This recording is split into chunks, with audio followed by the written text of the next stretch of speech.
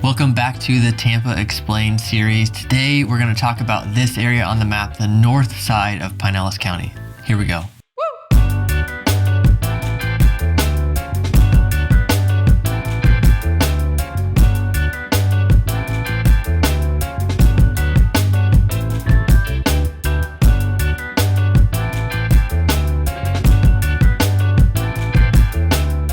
I'm Sam, and thanks for coming by the Living in Tampa channel, where every single week we make videos about what it's like to live or move to the Tampa, Florida area. If that's something you want to follow along with, don't forget to subscribe. I'm also a licensed realtor in the state of Florida, so if you have any real estate specific questions, don't hesitate to reach out anytime. My phone number and email are right there on the screen and in the description down below. Okay, so North Pinellas. This is an area that I recommend often to people, but it's also the area that I live, so I've been hesitant to make videos about it because I'm sure I have some biases related to this area. The three towns that make up this area are Tarpon Springs, Palm Harbor, and East Lake. I've also hesitated to make videos about this area because these towns are not all that big. Tarpon Springs being only 25,000 people, Palm Harbor being a little over 60,000, and East Lake being a little over 30,000. When you look at the map here, you can see the boundary to the north is Pasco County. You've got Tarpon Springs up here on the upper left of this area. Then you go past Lake Tarpon and you've got East Lake, and the boundary on the east side of East Lake is Hillsborough County. Then you go around the lake and you've got Palm Harbor down here on the bottom left of this area. To the south of East Lake and Palm Harbor, you have Dunedin, Clearwater, and Oldsmar. And then through the middle of this area, you have a giant lake, Lake Tarpon, freshwater lake right here in the middle of this area. And this is the boundary for these towns in other ways, not the boundary for the area overall, but the boundary for these towns as they're divided. Okay, and our criteria for the Tampa Explained series is proximity, style, size, and cost. And so let's start with proximity. Although there are a lot of jobs in these areas, if you need to commute to Tampa, the drive is pretty far. And I live in Tarpon Springs, which is kind of the furthest north part of this area. So I'm very familiar with what the drive to the airport or to downtown Tampa is like. To get to downtown takes me about 55 minutes. To get to the airport takes me about 40 minutes. That's usually middle of the day, normal kind of traffic. Not crazy, but also not like before the sun comes up when there's hardly any traffic at all. Thankfully, the airport is really central to the Tampa area overall, being right here on the map. So these towns aren't as far away as they could be if the airport was over on the east side of town. Proximity to all your daily needs is really, really simple. These are normal suburban style areas where there's all kinds of shops and grocery stores, and all of that stuff is very accessible. When it comes to beaches, the beaches are pretty close to this area. From my house, it's about an 8-minute drive out to Fred Howard Park. Fred Howard Park is the main beach in Tarpon Springs. There's also Sunset Beach in Tarpon Springs, with Fred Howard Park being quite a bit nicer.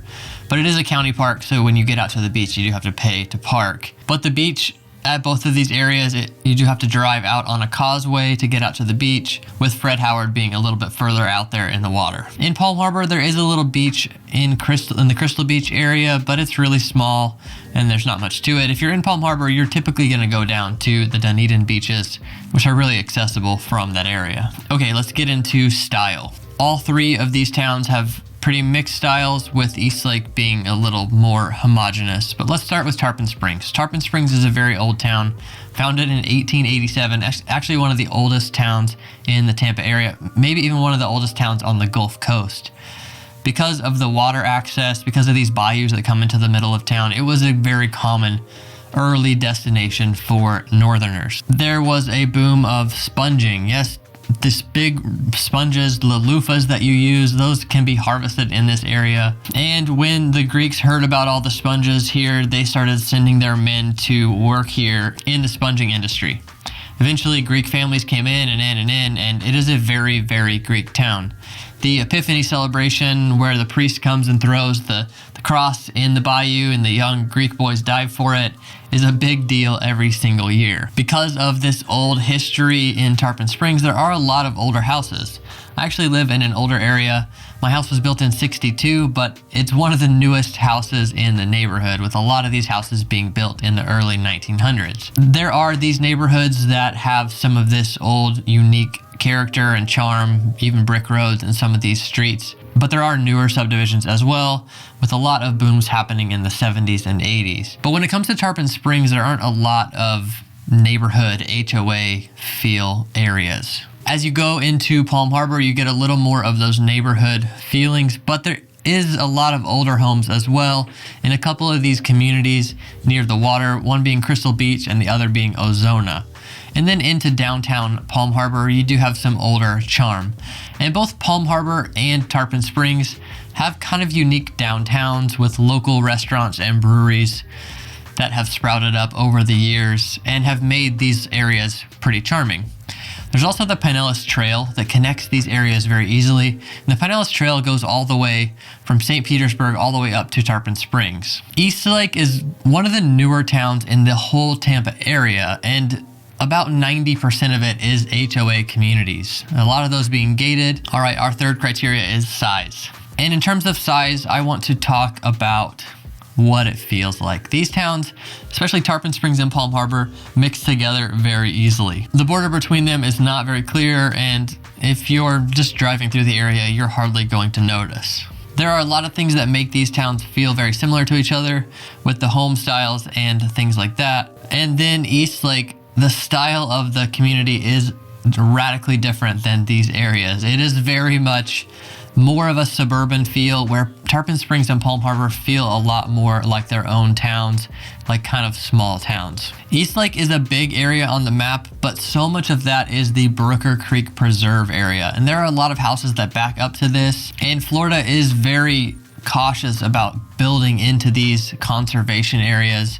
And this area is very open and beautiful behind a lot of these neighborhoods to the east. Eastlake connects to Keystone, which is a pretty rural area in Hillsborough County, but Eastlake still feels pretty residential and HOA style. There's not a hard line in between the two. I don't really even recognize the line if I didn't see the Hillsborough County sign. But as you drive through the area, you realize, oh, Eastlake, it tries to pull a little bit of style from Keystone here on the north side. And then as you go further south in Eastlake, it feels a lot more like Palm Harbor.